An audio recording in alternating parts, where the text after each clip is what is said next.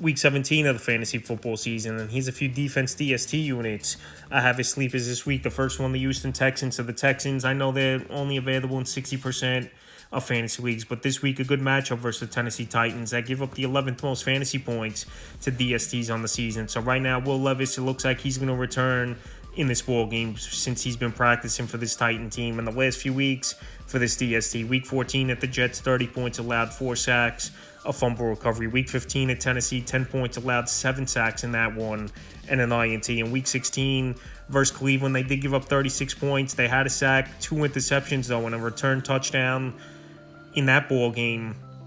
It was for Dameon Pierce. So this week, Will Levis back in the lineup. I still think they could get pressure on him.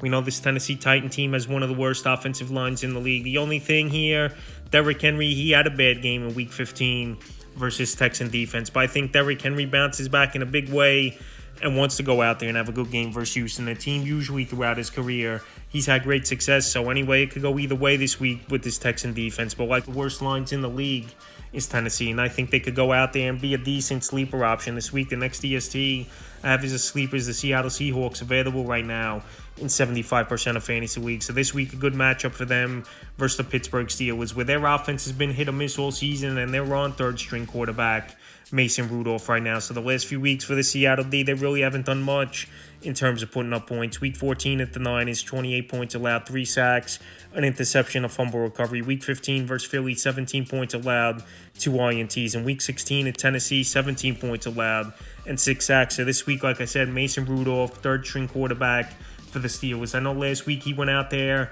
and he put on a good ball game versus the Cincinnati Bengals. But I think in this one, Seattle with the 12th man and a ball game they need with their playoff opportunity on the line here. Seattle could go out there and make some plays, and they got some good players on the defense. Woolen, obviously. You got Washington in that secondary. You got Bobby Wagner, who's still one of the better linebackers in the league.